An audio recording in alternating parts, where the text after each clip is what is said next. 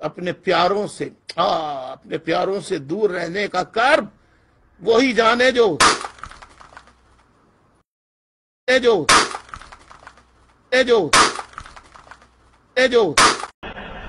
بعض مسلمان ایران کو ہیرو سمجھتے ہیں. ہاں سنیے، ایک تجزیہ سناتا ہوں.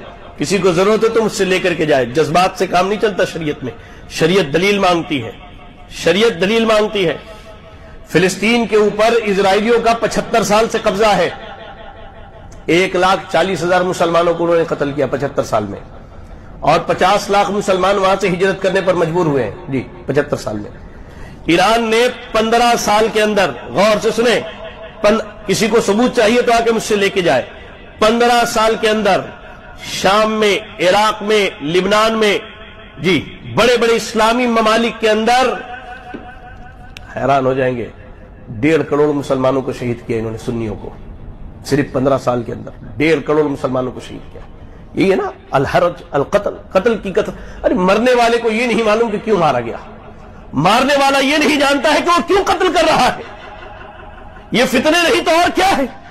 اللہ اکبر، یہ فتنے نہیں تو اور کیا ہے.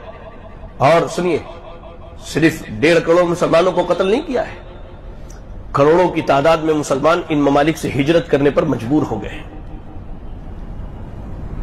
لوگوں کے اصل کیا ہے، انٹرنیٹ کی بیماری لگی ہوئی ہے. وہ مشہور ایک ہندوستانی رپورٹر کا ایک بڑا مشہور جملہ تھا کہ واٹس ایپ یونیورسٹی کی لوگوں کو عادت لگی ہوئی ہے. وہاں جو آیا، جو چیز سب سبحان اللہ، عقل کے ہوش کے ناخن لو یار. اور یہ کوئی فلسطین کی حمایت اور غزہ کی حمایت میں جنگ نہیں ہے. اگر فلسطین اور غزہ کی حمایت میں جنگ ہوتی تو 1.5 سال سے یہ کہاں مرے ہوئے تھے. آپ کو معلوم ہونا چاہیے، عالمی سیاست کی بات بتا رہا ہوں، آپ کو معلوم ہونا چاہیے کہ یہ جنگ ایران کی اپنی بقا کے لیے ہے. جب ان بدبخت یہودیوں نے ان کے بڑے بڑے افسران کو ایک رات میں اڑایا، تب ان کو بات سمجھ میں، انہوں نے اپنی حفاظت کے لیے یہ لڑائیاں شروع کی ہیں.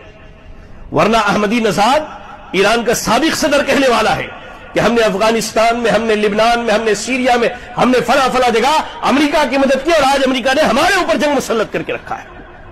کیا بات کرتے ہیں؟ کیا معلوم ہے لوگوں کو؟ یہاں 2-4 اخبار کے کٹنگز پڑھ لیے اور 4-6 لوگوں کے میسیجز دیکھ لیے، 2-4 جذباتی تحریکی اور یہ ہمارے یہاں کی اخوانی اور مودودی حضرات کی باتیں سنی اور بڑے علامہ بنے پھر رہے. بات سمجھے، اللہ کے نبی صلی اللہ علیہ وسلم نے کہا کہ قیامت کے قریب فتنوں کی کثرت میں قتل کی زیادتی ہوگی، اور آج ناحق خون بہایا جا رہا ہے، ناحق خون بہایا جا رہا ہے. اللہ اکبر.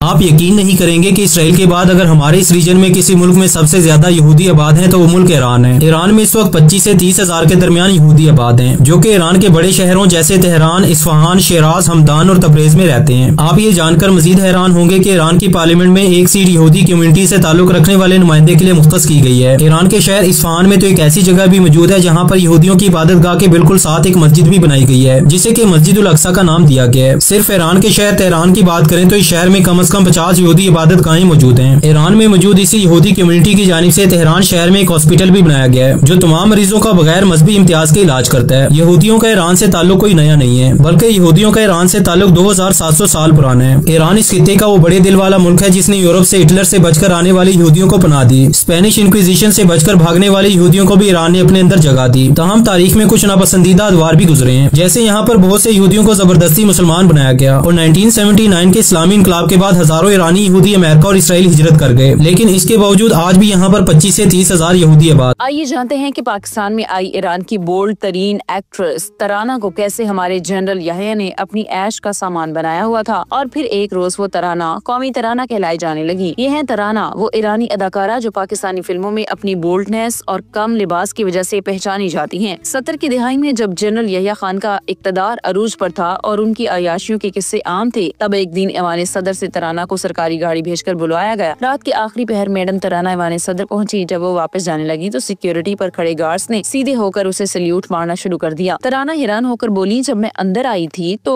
किसी ने सल्यूट नहीं किया, अब ऐसा क्या हो गया कि सब मुझे सल्यूट मार रहे हो? तो एक एहलकार ने हंसते हुए जवाब दिया, मैडम उस वक्त आप सिर्फ तराना थी, लेकिन अब आप कौमी तराना बन चुकी हैं और हमें कौमी तराने को सल्यूट करना ही पड़ता है। याद रहे कि तराना ने पाकिस्तान में 40 से ज्यादा फिल्मों में काम किया, जिनमें डॉक्टर, शैतान और ऑपरेशन कराची जैसी फिल्में शामिल थी, मगर उनका करियर बोल्ड रक्स और मुतनासिब मनासिर की वजह से ज्यादा तनकीद का निशाना बनता रहा। उनकी फिल्में फ्लॉप रही, जिसके बाद वो फिल्मी दुनिया छोड़ के ईरान वापस चली गयी। आज वो कहाँ है? जिंदा है।